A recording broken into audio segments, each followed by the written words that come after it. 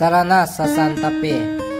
Alam mo ba na ang Santa Fe ang beach capital ng Romblon? It is a paradise located on the southern tip of Tablas Island in the province of Romblon. Kaya tara ating tuklasin ang natatagong ganda ng bayan ng Santa Fe. Mula Ojungan ay maglalakbay lang tayo ng mahigit 1 oras at mararating mo na ang bayan ng Santa Fe. Ito ang beach capital ng Romblon dahil sa kaliwat kanan na nagagandahang mga beach resort. Una na rito ay ang Kiwi Beach na matatagpuan sa Barangay Agmanik. Taglay nito ang napakaputi at pinong buhangin, dagdag mo pa ang napakalinaw na tubig ng dagat. Ito ang perfect place para sa mga mahilig manood ng sunset. At sa kaparehong barangay ay matatagpuan mo rin ang La Grande Shores. Taglay rin ito ang napakaputi at pinong buhangin, dagdag mo pa ang napakalinaw na tubig ng dagat na maihalin tulad mo sa Boracay. Ito din ang magandang place para sa mga mahilig manood ng sunset. At kung ang hanap mo ay malapit lang mismo sa bayan, subukan na ang Downtown Resort at maglangoy sa kanilang napakalamig na swimming pool. Ito rin ang napakagandang Instagrammable na picture ang makukuha mo dito. Iba pang resort na makikita natin sa bayan ng Santa Fe ay ang Balisa. Ito ay perfect place din para sa mga mahilig manood ng sunset. Taglay rin ito ang napakaputi at pinong buhangin na matatagpuan sa Barangay Pandan. At sa kaparehong lugar matatagpuan mo rin ang beach house. Taglay rin ito ang napakaputi at pinong buhangin. Ang Santa Fe rin ang naging entry at exit ng mga taong pupunta ng Hambil o San Jose o di kaya ay pupunta ng Katiklan. Ito rin ang entry kung ikaw ay papasok ng Tablas mula Hambil o Katiklan. Kaya isama mo na sa listahan ang bayan ng Santa Fe.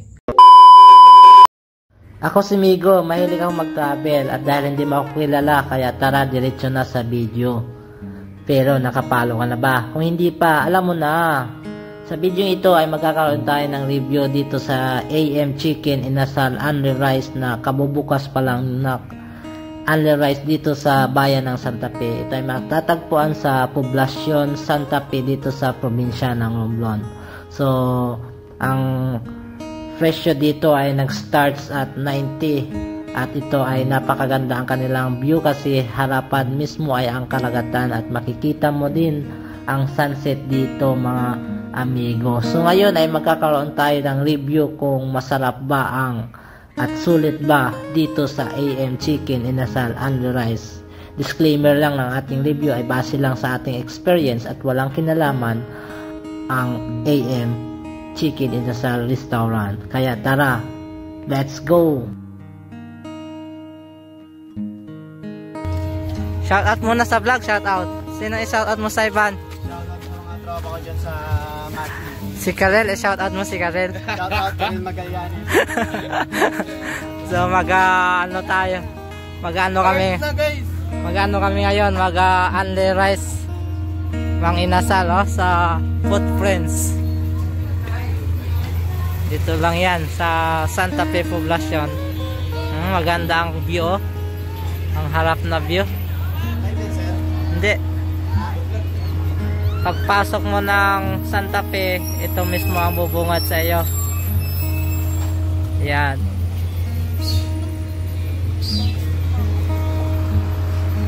Yan.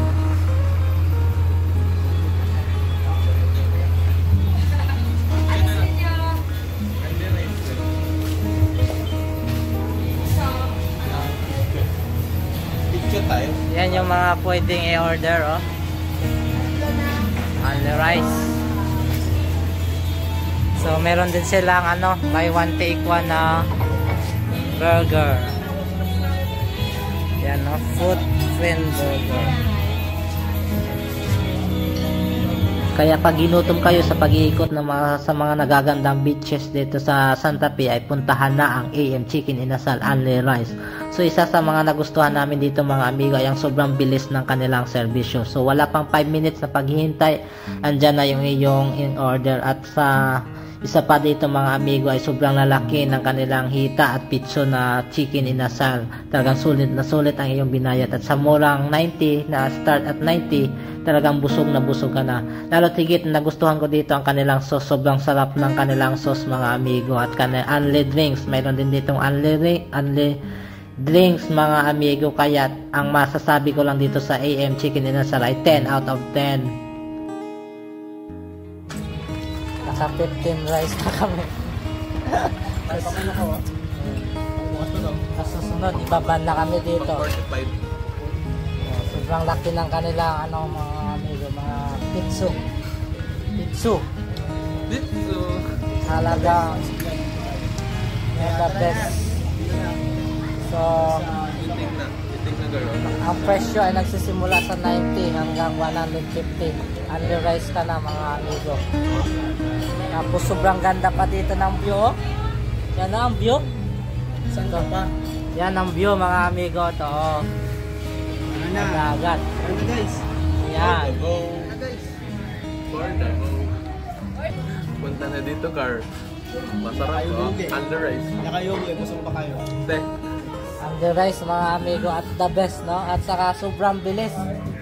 Sobrang bilis ng kanilang servisyo. Next time na punta namin dito guys, baka naka-tarpuli na kami. Dito. So siguro mga 5 minutes lang ang paghihintay nyo, makakain na kayo. Sobrang bilis pa. Sobrang bilis.